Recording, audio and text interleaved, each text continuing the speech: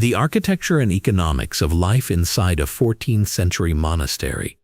These are the buildings that held medieval civilization together, not cathedrals or castles, but monasteries, and the 14th-century versions of them were engineering projects, financial empires, and social infrastructure, all packed behind the same stone walls.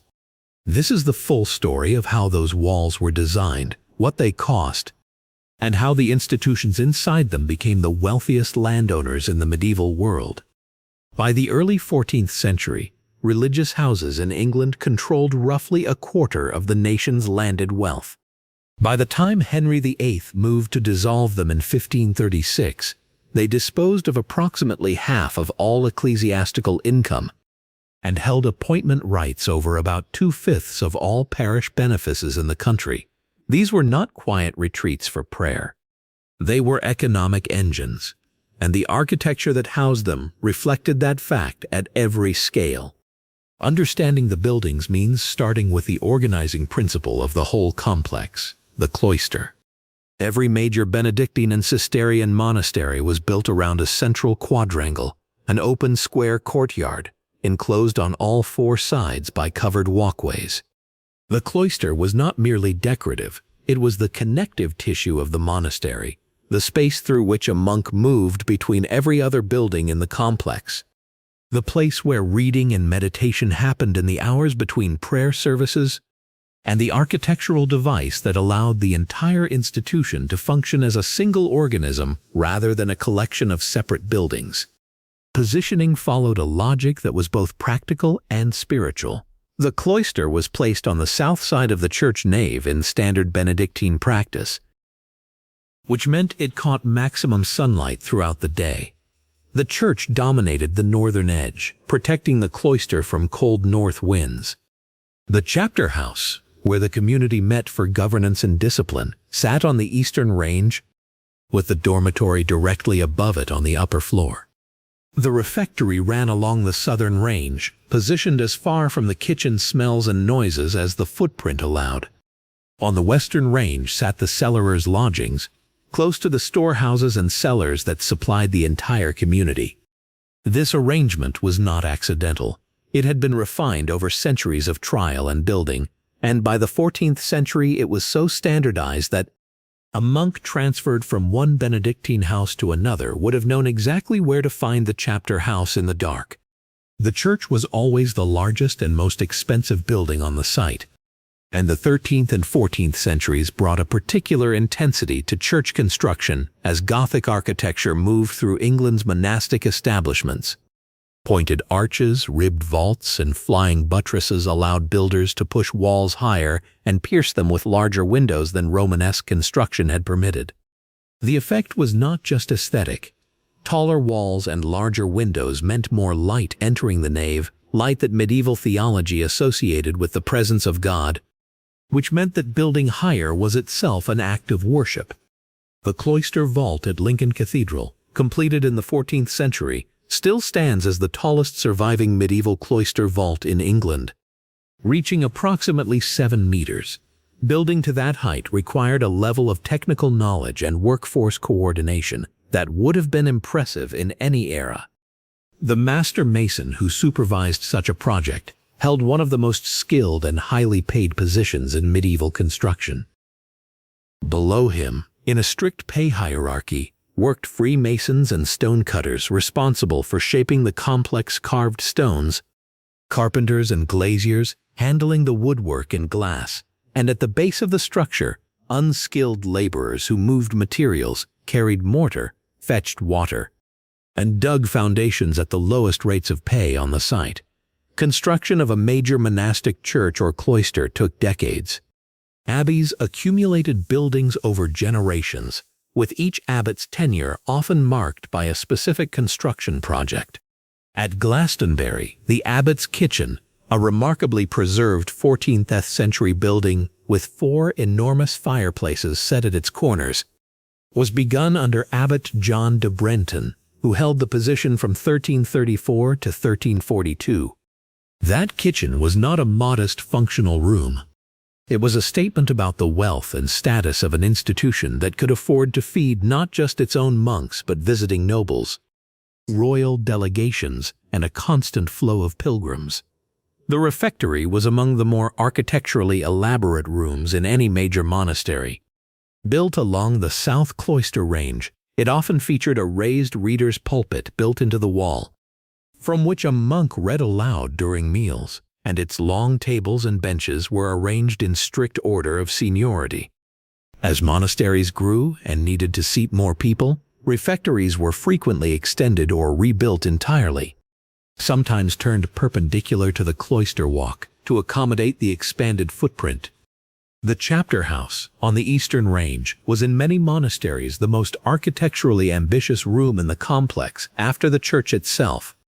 It served as the daily assembly point for all the monks, the space where governance, discipline, and community business were conducted. English chapter houses in the Gothic period frequently featured elaborate stone vaulting, carved capitals, and in some cases, most famously at Wells Cathedral and Westminster Abbey, a polygonal plan that allowed a single central column or no column at all to support a complex radiating vault above the assembled community. The dormitory ran above the eastern range in most standard Benedictine layouts, positioned directly over the chapter house.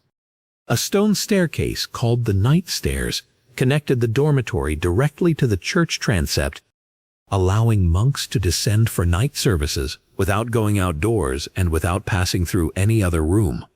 The night stairs at Hexham Priory in Northumberland, built in the late 12th century, survive intact and give a sense of the practical logic. Steep, narrow, and worn smooth by centuries of bare or sandaled feet descending in the dark. Beyond the cloister itself, a fully developed monastery required a range of ancillary buildings that extended across a considerable area. The infirmary, often a separate long hall with its own chapel, housed sick monks and could be as large as the refectory. The guest house accommodated traveling visitors, with separate facilities for noble guests and poorer pilgrims, since mixing social classes in medieval hospitality was not considered appropriate. The almonry, at or near the main gate, was where food and alms were distributed to the poor of the surrounding community. Agricultural buildings occupied a significant portion of the monastery's total footprint in rural establishments. Tithe barns, large stone or timber structures used to store the 10% of local agricultural produce that farmers were legally required to surrender to the church, could be enormous. Glastonbury's tithe barn, built in the 1340s, survives in substantial form and gives a sense of the industrial scale of monastic food collection and storage. Stables, mills, brewhouses, bakeries, gardens, and fish ponds all required dedicated structures. The fish pond deserves particular mention.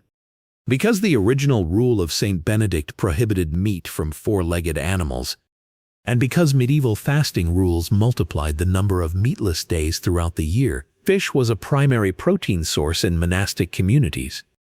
Monasteries maintained carefully managed fish ponds, often called stew ponds, that supplied the community year-round. The engineering involved in constructing and maintaining these ponds, managing water flow, controlling predators, and harvesting fish on schedule was not trivial.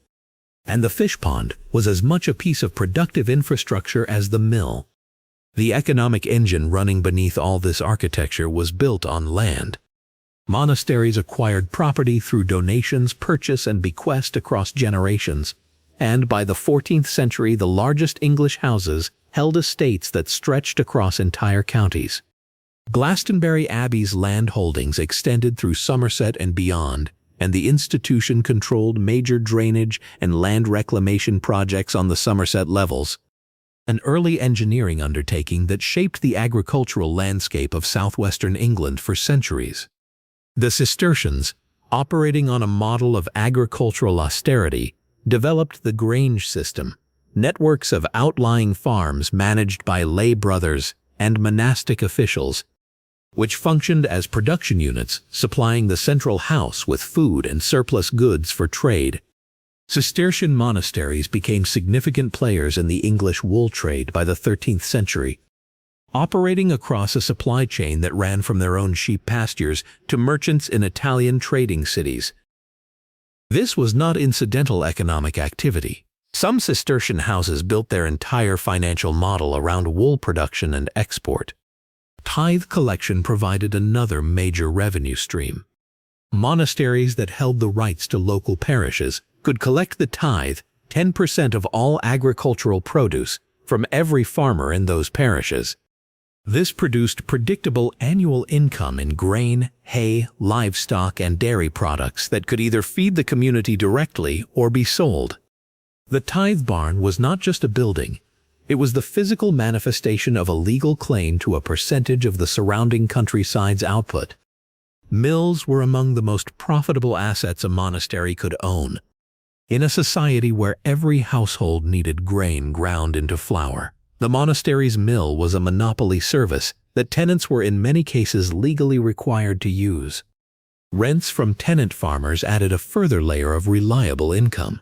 Markets and fairs, when a monastery held the royal charter to operate them, generated tolls and fees.